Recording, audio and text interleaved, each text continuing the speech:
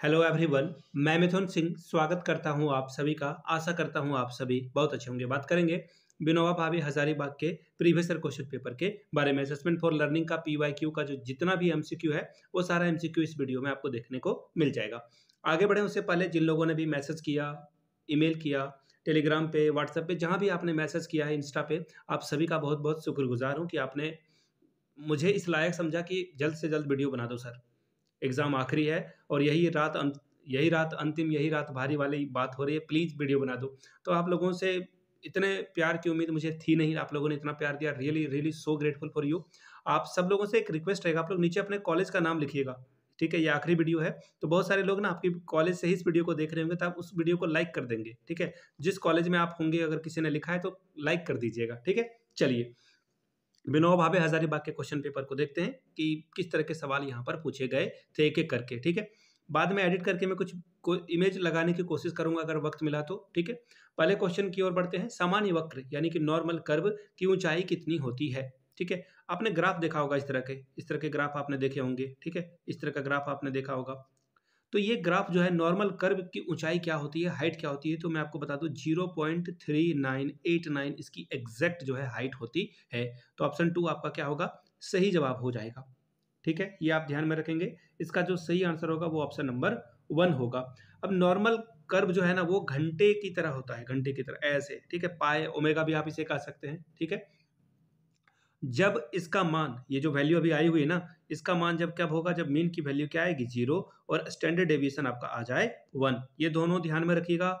अलग से ये सवाल बन सकता है, अलग से एग्जाम में सवाल पूछे जा सकते हैं, ठीक है? ये ध्यान में आपने रख लिया। और जब भी आप रिजल्ट दिखाते हो तो मीन के आसपास सभी बच्चों का रिजल्ट होता है, क्योंकि वो एवरेज है, मीन का मतलब ही एवरेज होता है, ठीक है? तो 0.00 तो होगा नहीं, तो ये ऑप्शन कट गया, ये भी कट गया, ये भी कट गया।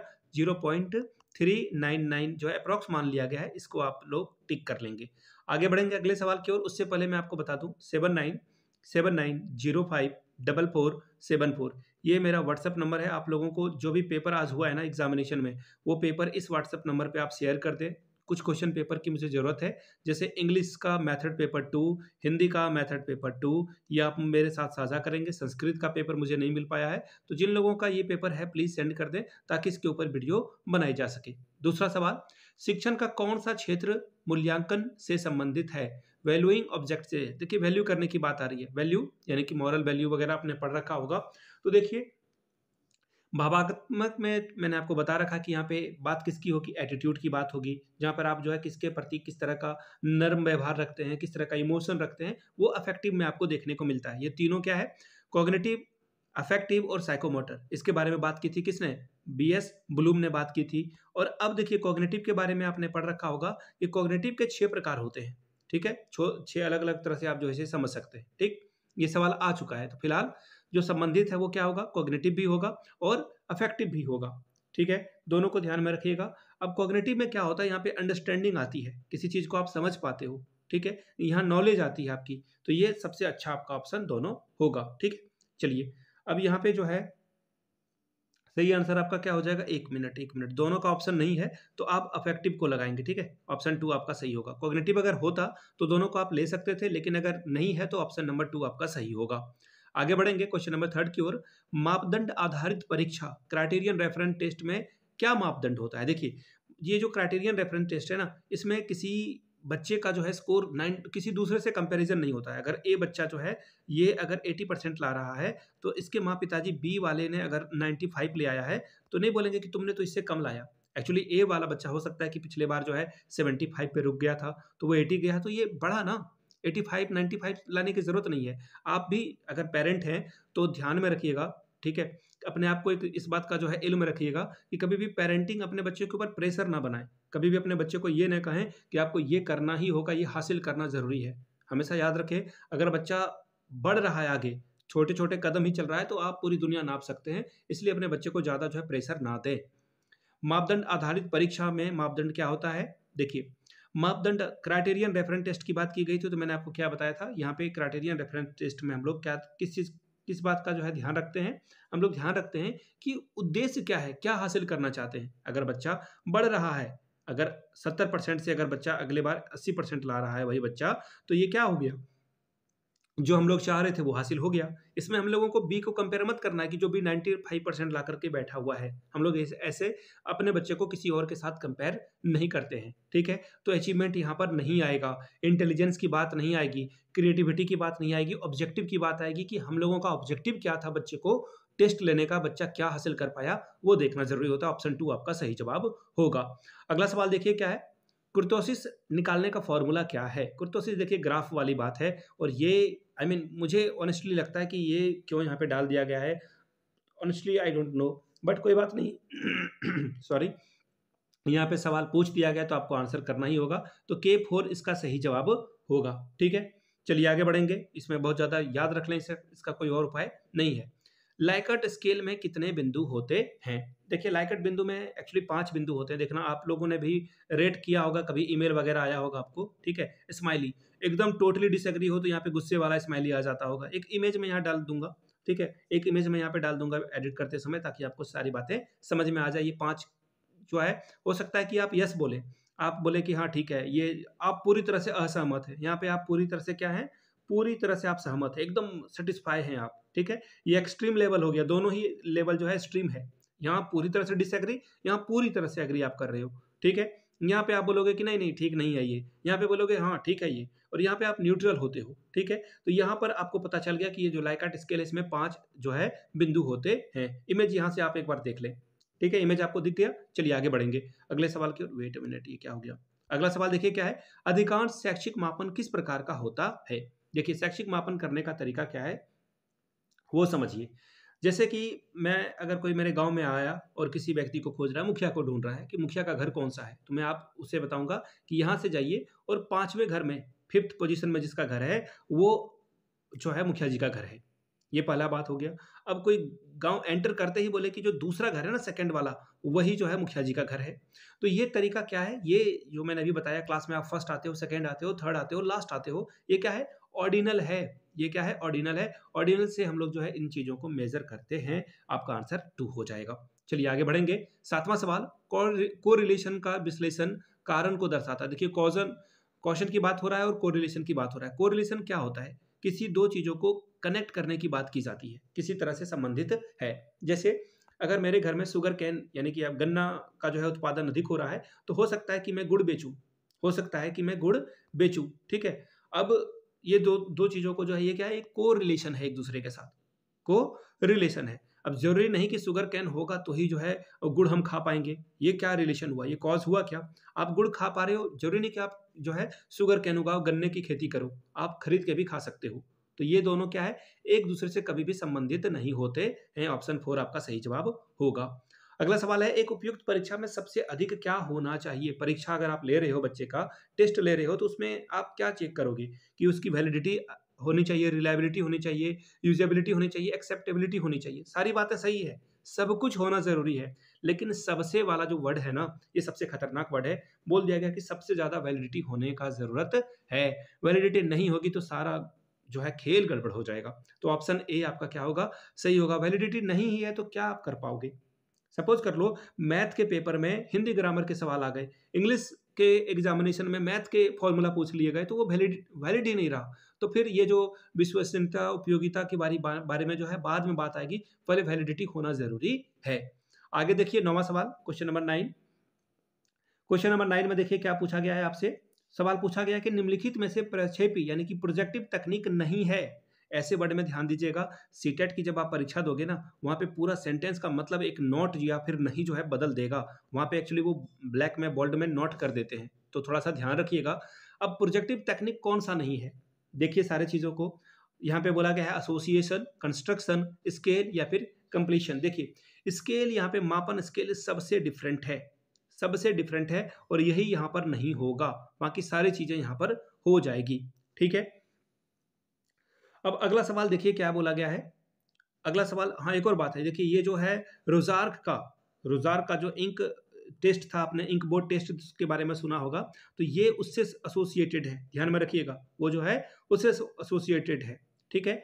ये जो अगला है, एक सेकंड, ये वाला, ये सेंटेंस को स्ट्रक्चर करने के लिए जो है सेंटेंस ये टेस्ट यूज़ किया जाता है, ठीक है? और ये कंस्ट्रक्शन जो है टैट टेस्ट लिया जाता है, पर्सनैलिटी टेस्ट की बात हो रही है सारी जगहों पे, याद रखिएगा। थीमेटिक एप्रिसिएशन टेस्ट लिया जाता है। इसके बारे में मैं अलग से जो है छोटी-छोटी वीडियो बनाऊँगा आप लोगों के एग्ज़ाम में, और बीबीएमकेयू का भी एग्ज़ाम है। उसके बाद जनवरी से ना छोटी-छोटी वीडियो बनाऊँगा सेमेस्टर 4 के लिए, 3 के लिए, ताकि आप अच्छे से चीज़ों को और समझ पाएँ। अगला सवाल है, निम्नलिखित में से कौन-सा समाप्तिक मूल्यांकन यानी कि समेटिव इवैल्यूएशन की बात करता है? देखिए, जो ट्यूशन वगैरह पढ़ाते हैं बच्चों को, वो बहुत अच्छे से समझ पाएँगे। जो समेटिव असेसमेंट होता है एसए, और जो फॉर्मेटिव असेसमेंट होता है, दोनों में क्या अंतर है? देखिए, फॉर्मेटिव असेसमेंट हमेशा जीतेगा। फॉर्मेटिव असेसमेंट जो है हमेशा बड़ा होगा समेटिव असेसमेंट से। क्यों भाई? क्योंकि फॉर्मेटिव असेसमेंट में ना टीचर के पास बच्चे के पास मौका होता है अपनी गलतियों को सुधारने का। जैसे मैंने आपको बताया था कि माइक्रो टीचिंग क्या होता है। माइक्रो टीचिंग में आप क्या करते हो, पहले पढ़ाते हो, फिर आप फीडबैक लेते हो और फिर रीटीच करते हो, कहाँ पे कमियाँ रह गई। ये स्टैनफोर्ड यूनिवर्सिटी में जो है इसकी शुरुआत की गई थी, आप लोगों को पता होगा, याद है ना? तो इसी तरह से ये फॉर्मेटिव और ये जो आपका ये समेटिव है, वो दोनों एक दूसरे से संबंधित है। से क्या है, इंटरकनेक्टेड हैं। ठीक है, अब देखिए फॉर्मेटिव असेसमेंट के बारे में जान लीजिए। जैसे सपोज कर लो कि आप जो है किसी बच्चे को a प्लस बी का होल स्क्वायर का फॉर्मूला, a माइनस बी का होल स्क्वायर का फॉर्मूला वगैरह आप सिखा रहे हो, तो फॉर्मेटिव में क्या होगा कि आप पूछते भी जा रहे हो, फीडबैक भी ले रहे हो और आप सुधार भी रहे हो। और समेटिव क्या होगा कि आप एक बार में जो है पूरे 2-3 चैप्टर को आपने पढ़ाया, और या फिर 6 महीने में या साल भर में आपने एक पेपर ले लिया, जिसे आप हाफ ईयरली या फिर एनुअल एग्जाम कहते हो। तो वो एनुअल एग्जाम ज़्यादा इफेक्टिव नहीं होता है, क्योंकि वहाँ पे फीडबैक वगैरह तो मिलता है आपको, आई मीन नंबर भी पता चल रहा है कि बच्चा कितना स्कोर कर पा रहा है, बट वहाँ पे टीचर को ठीक करने के लिए, चीज़ों को ठीक करने के लिए मौका नहीं मिलता है। तो इसका जो पूछा गया कि यहाँ पे समेटिव असेसमेंट कौन सा होगा, तो ये वार्षिक परीक्षा हो जाएगी। 1 मिनट, ये वार्षिक परीक्षा हो जाएगी। ऑप्शन नंबर 3 आपका सबसे सही जवाब होगा। आगे बढ़ेंगे 11वें सवाल की ओर। निम्नलिखित में से कौन सा मूल्यांकन कक्षा प्रक्रिया के दौरान शिक्षक और विद्यार्थी दोनों को फीडबैक प्रदान करता है? अब भी तो मैंने आपको बताया कि फीडबैक दोनों, टीचर को भी एक बार जो है फीडबैक देने का मौका मिलेगा और बच्चों को भी मिलेगा। ये कहाँ पर होगा? ये होगा आपका फॉर्मेटिव में। कहाँ पर होगा? फॉर्मेटिव इवैल्यूएशन में, जहाँ पर बच्चा जो है सवाल भी कर सकता है कि ये समझ में नहीं आया, और टीचर उसको ठीक करके बता भी सकता है। चलिए आगे बढ़ेंगे अगले सवाल की ओर। 12वां सवाल, मेजरमेंट मानव व्यवहार के किन पहलुओं को आच्छादित करता है? ठीक है जी, चलिए एक-एक करके ध्यान से देखेंगे हम लोग। मापन के बारे में बात किया जा रहा है। मापन जो है एक बहुत बड़ा ब्रॉड जो है क्या है, वर्ड है। अब इसमें क्या होगा कि आप जो है बच्चे के या फिर किसी भी चीज़ की डेवलपमेंट के बारे में आप जो है कोशिश कर रहे हैं पता करने का, ठीक है? तो इसके लिए उसका जो इमोशन है, अफेक्टिव और कॉग्निटिव, दोनों को ऐड किया जाएगा। साइकोमोटर का यहाँ पे ज़्यादा रोल नहीं है। आपको भी पता होगा कि ये सारा जो सेंटेंस वगैरह मैं आपको बता रहा हूँ, वो ब्लूम्स टैक्सोनॉमी से ली गई है, ठीक है? तो मेज़रमेंट करने के लिए आप क्या करते हैं, अफेक्टिव और कॉग्निटिव की बात की जाती है यहाँ पर, ठीक है? तो दोनों इसका सबसे सही जवाब होगा। अब देखिए कॉग्निटिव में क्या आ जाएगा, कॉग्निटिव की अगर मैं बात करूँ तो यहाँ पे नॉलेज, लॉजिकल चीज़ों को आप समझने की कोशिश करते हो, अंडरस्टैंडिंग करते हो, एनालिसिस करते हो आप। और अफेक्टिव में क्या होता है, इमोशन आता है, एटीट्यूड आता है, भावनाएं आपकी आती है, अप्रोच आता है कि आप या फिर वैल्यूज आती है ये, ठीक है? तो ऑप्शन ए आपका सबसे सही जवाब होगा। अब एक और ऑप्शन आपको यहाँ पे देखने को मिलेगा, वो है साइकोमोटर। साइकोमोटर स्किल टेस्ट होता है, ना कि मेजरमेंट होता है, ठीक है? 13वां सवाल, स्थान निर्धारण मूल्यांकन यानी कि प्लेसमेंट इवोल्यूशन का उपयुक्त उदाहरण कौन सा है? क्विज करा लीजिए, चर्चा करवा लीजिए, टर्म एग्जाम ले लीजिए या एंट्रेंस एग्जाम ले लीजिए। ध्यान से समझिएगा, प्लेसमेंट इवोल्यूशन की बात की जा रही है। प्लेसमेंट यानी कि आप सबसे अच्छे बच्चे को चुनने की कोशिश कर रहे हो। तो आप क्या करोगे, एक छोटी सी प्रवेश परीक्षा ले लोगे, उससे जो है आपको आइडिया लग पाएगा कि कौन बच्चा सबसे अच्छा है, कौन अच्छा स्कोर कर पा रहा है। हालांकि अगर आप इन चारों ऑप्शंस को देखिएगा तो पॉजिटिव सबसे ज्यादा बी दिखेगा, लेकिन आपको क्या है, उपयुक्त उदाहरण प्लेसमेंट का देना है, इस वर्ड पे भी ध्यान देना है, ठीक है? चलिए अगला सवाल है, कौन सा एक अच्छे टेस्ट का रूप है? यहाँ पे आप सबसे अच्छी चीजों को ढूंढेंगे। टेस्ट का सबसे अच्छा रूप कौन सा है? तो देखिए मेजरमेंट, अभी मैंने आपको बताया कि मेजरमेंट आप करते हो, तो मेजरमेंट का मतलब क्या होता है, आप स्कोर पता कर रहे हो कि बच्चा कितना नंबर ला रहा है, ठीक है? कितना नंबर ला रहा है। इवोल्यूशन का मतलब क्या है कि उसका बिहेवियर कैसा है, वो क्लासरूम में टीचर से कैसे बात करता है, अपने क्लासमेट से कैसे बात करता है, बीच में टिफिन चोरी करके खा रहा है क्या। तो इस तरह की चीज़ें जब होती है तो फिर दिक्कत वाला सामना जो है करना पड़ता है। दोनों को हम लोग जो है एक साथ लेकर चलेंगे, बिहेवियर को भी और मेजरमेंट और इवोल्यूशन दोनों, इसका आंसर होगा option C is the right answer. अगला सवाल, मूल्यांकन क्या है? फिर से वही बात है, जैसे कि अगर आपसे पूछ दे कि डेवलपमेंट कैसे होगा, हेरिडिटी और जो आपका आपने सेमेस्टर 1 में पढ़ा होगा इसके बारे में, हेरिडिटी और इन्वायरमेंट दोनों क्या एक दूसरे का मल्टीपल है, दोनों चीज़ें होनी चाहिए। हालाँकि ये कहीं पे मल्टीप्लाई वाला रिलेशन बताया नहीं गया, लेकिन हम लोग लेकर चलते हैं। दोनों क्या है? दोनों से बच्चा का डेवलपमेंट पता चलेगा। उसी तरह से मूल्यांकन इवोल्यूशन जो है हम लोग क्या करते हैं, क्वालिटेटिव और क्वांटिटेटिव दोनों देखेंगे। बच्चा कितना स्कोर कर पा रहा है, वो क्वांटिटेटिव हो गया, और क्वालिटेटिव यानी कि बच्चा किस तरह से बिहेवियर उसका चेंज हो रहा है, इस तरह की चीज़ों को देखेंगे। तो ऑप्शन सी आपका क्या होगा? सही जवाब होगा। आगे बढ़ेंगे। निम्नलिखित में से कौन सा एक अच्छे उपलब्धि परीक्षण की विशेषता नहीं है? नोट वाला बात जो है फिर से एक बार आ गया, नहीं है। देखिए पहला, वैलिडिटी, बिल्कुल वैलिडिटी नहीं होगा तो वो टेस्ट ही नहीं हुआ ना। रिलायबिलिटी भी होनी चाहिए, ऑब्जेक्टिविटी भी होना चाहिए। आप टेस्ट से क्या हासिल करना चाह रहे हैं, आपको पता ही नहीं है, तो टेस्ट लेने का कोई मतलब है क्या? अब टेस्ट में भरोसा ही नहीं है, बच्चों को ट्रस्ट ही नहीं है, तो फिर वो टेस्ट नहीं देगा, या फिर टेस्ट देगा भी तो अनमने ढंग से देगा। वैलिडिटी भी होनी चाहिए, है ना, नंबर मिलेंगे, नंबर जुटेगा। ठीक है, तो ये पहला ऑप्शन देखिए क्या है, अस्पष्टता। क्या है? टेस्ट नहीं है, पता ही नहीं है, तो ये क्या है? अस्पष्टता, विशेषता नहीं होनी चाहिए। आगे बढ़ेंगे। 17वां सवाल, नॉर्मल प्रोबेबिलिटी कर्व नहीं होता है। नॉर्मल प्रोबेबिलिटी कर्व नहीं होता है, ये सवाल आपसे पूछ लिया गया। फिर से एक बार मैं यही कहूंगा कि ऐसे सवालों को फिलहाल अभी जो है आप रट कर जाएं, क्योंकि इसके बारे में डिटेल से बता पाना रियली इम्पॉसिबल है। तो एसिमेट्रिक होता है, ये याद रखिएगा, एसिमेट्रिक होता है। ऑप्शन ए इसका सही जवाब हो जाएगा। ठीक है, नॉर्मल जो, एक और इसके बारे में बता देता हूं, नॉर्मल प्रोबेबिलिटी कर्व के बारे में अगर सवाल आ जाए एग्जामिनेशन में कि ये कैसा होता है, तो देखिएगा ये बेल के आकार का होता है, यानी कि घंटी के आकार का होता है, जैसा भी मैंने शायद वो ओमेगा वाला एग्जांपल आपको बताया था। ठीक है, और दोनों जो है बराबर होगा। ठीक है, दोनों बराबर होगा, सिमेट्रिक होगा ये।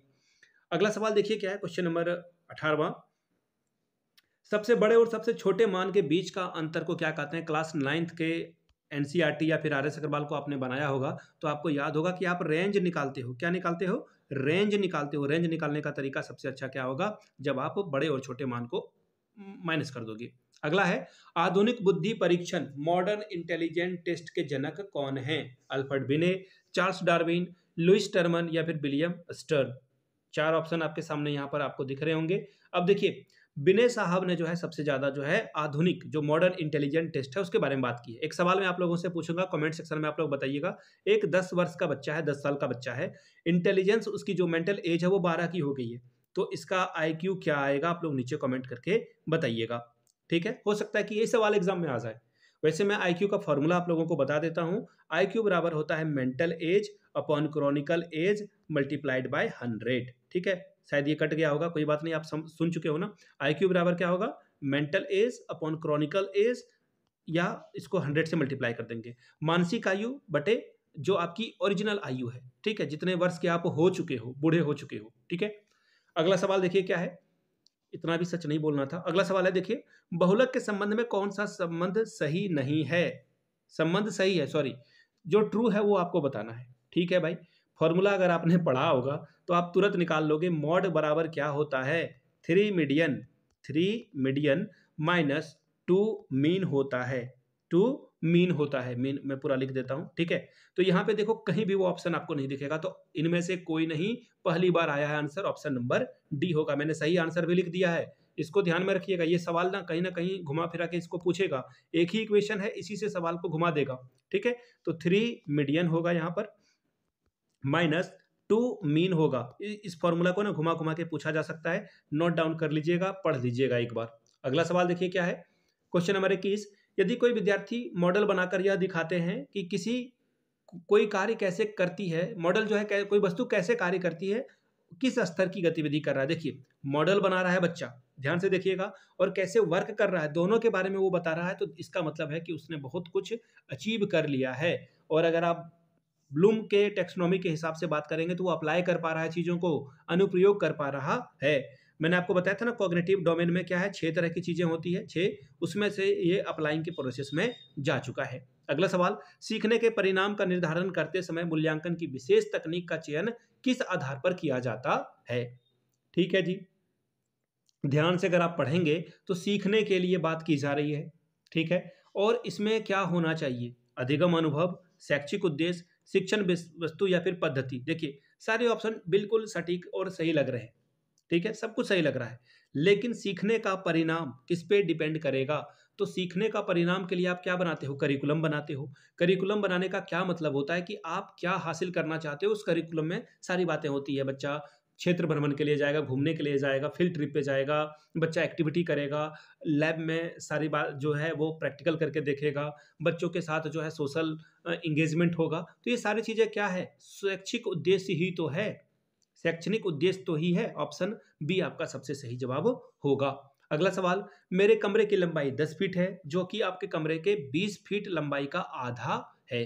क्या कर रहे हो आप? कंपेयर कर रहे हो। सबसे पहली बात, कंपेयर कर रहे हो तो मापन किस तरह का प्रकार का होगा ये? तो यहाँ पे देखिए ये रेशियो वाला बात हो गया, हाफ हाफ आ जाएगा। ये क्या हो जाएगा? रेशियो इसका सही जवाब होगा। आगे बढ़ेंगे अगले सवाल की ओर। क्वेश्चन नंबर 24, यदि उपलब्धि परीक्षा के दो अलग अलग समय पर प्राप्त अंक समान हो, ठीक है, उपलब्धि परीक्षा के दो अलग अलग समय पर अगर मान समान हो रहा है तो ये कौन सा परीक्षा का, यानी कि ये टेस्ट कैसा है? देखिए दो अलग अलग समय पर एक ही रिजल्ट दे रहा है, यानी कि इस पे क्या किया जा सकता है? इस पे क्या करोगे आप? इस पे रिलाय करोगे। ये सही है, ये टेस्ट जो है बिल्कुल क्या है? रिलायबल है। अलग अलग समय पे ये सही काम कर रहा है। अगर आपके घर में कोई मिल्क मैन है, दूध देने वाला आ रहा है, तो आप क्या करोगे? उसके दूध को टेस्ट करना चाहते हो तो रैंडम सा कोई भी दिन, महीने के 17 तारीख को आप जो है एक बार जो है टेस्ट कर लोगे, बताओगे दूध का जो है टेस्ट कैसे किया जाता है। क्वेश्चन नंबर 24 लिखकर आप आंसर करोगे, किससे जो है, कौन से मीटर से दूध की शुद्धता का जो है नापा जाता है। फिर आप जो है 17 के जगह पे फिर 29 को एक बार कर लोगे, फिर एक बार 5 तारीख को कर लोगे, तो रैंडम सैंपलिंग करोगे तो फिर पता चल पाएगा कि दूध वाला सही दूध दे रहा है अथवा नहीं। अगला सवाल देखिए क्या है, इंटरप्रेट, क्लासिफाई, समराइज जैसे क्रियापद ब्लूम टैक्सोनॉमी के किस स्तर का प्रतिनिधित्व करते हैं? बड़ा ही प्यारा सवाल है और इस तरह के सवाल जो है आपको एग्जाम में और आगे भी देखने को मिलेगा। जब आप किसी चीज को समराइज कर रहे हो तो मतलब आप समझ रहे हो उस बात को, आपकी समझ बढ़ चुकी है। अनुप्रयोग करने की बात नहीं है, समराइज कर पा रहे हो यानी कि आपकी समझ बढ़ चुकी है, कॉम्प्रिहेंशन आपका अच्छा हो चुका है। डी इसका सही जवाब होगा। बाकी ब्लूम्स टैक्सोनॉमी में आपको अलग से एक वीडियो में बनाकर बताऊंगा, आगे बताऊंगा। किसी परीक्षण का भेदक मूल्य, डिस्क्रिमिनेटिव वैल्यूज कहां पर सबसे अधिक होगी? कठिनाई स्तर जब 50 पर होगा, 70 पे होगा, 0 पे होगा या फिर 30 पर होगा। देखिए जो डिस्क्रिमिनेटिव वैल्यूज है वो कठिनाई स्तर 50 पर इसका सही जवाब होगा, ऑप्शन ए। ठीक है, अब अभी मैं इस पे जो है ज़्यादा आऊँगा नहीं, अभी इस पे बताना थोड़ा सा डिफिकल्ट है, आगे जो है कभी इस पे बात की जाएगी। फिलहाल आप लोगों का तो काम बन गया। क्वेश्चन नंबर 27, शैक्षणिक मापन यानी कि एजुकेशनल मेजरमेंट के स्तर, स्केल या लेवल कौन कौन से हैं?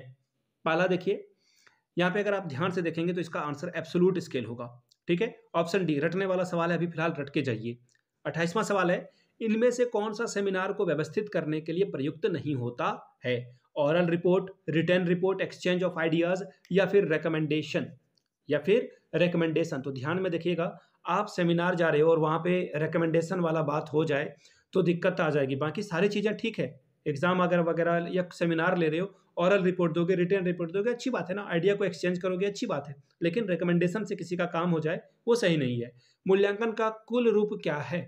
मूल्यांकन आप टेस्ट लेकर भी पता कर सकते हैं, इंटरव्यू लेकर भी और परीक्षण से भी, यानी कि इसका आंसर फिर से एक बार ऑप्शन डी हो जाएगा। आगे बढ़ेंगे, 30वां सवाल क्या बोला गया है? शिक्षक द्वारा अपनी शिक्षण प्रक्रिया का आकलन करने और उसमें आवश्यक संशोधन करने के लिए प्रयुक्त मूल्यांकन को क्या कहते हैं? मैंने आपको क्या बताया था, समेटिव असेसमेंट और फॉर्मेटिव असेसमेंट में टीचर यहाँ पे फॉर्मेटिव असेसमेंट में अपनी गलतियों को भी ठीक करता है और बच्चा भी जो है जो चीज़ छूट गया उससे वो यहाँ पे जो भी नॉलेज उसकी जो है एक्वायर नहीं हो पाई है वो यहाँ पर बताता है। तो ये फॉर्मेटिव असेसमेंट है जहाँ पे शिक्षक अपनी गलतियों को ठीक कर सकता है, उसमें संशोधन कर सकता है। बी आपका सही जवाब होगा।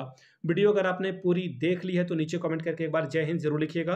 बाकी चैनल को सब्सक्राइब करते जाइए। मिलते हैं सेमेस्टर 3 में जल्द ही आप लोगों के लिए, और ब्रेक का लेख आप लोगों के लिए, ब्रेक का लेख कीजिए, आप लोग बहुत आगे जाएं, ऐसी मेरी शुभकामनाएं हैं। आगे जुड़े रहें हमारे साथ, आगे भी सेमेस्टर 3 और 4 के लिए आपके लिए वीडियोज़ आएगी। Thank you so much, love you Vinoba Bhave.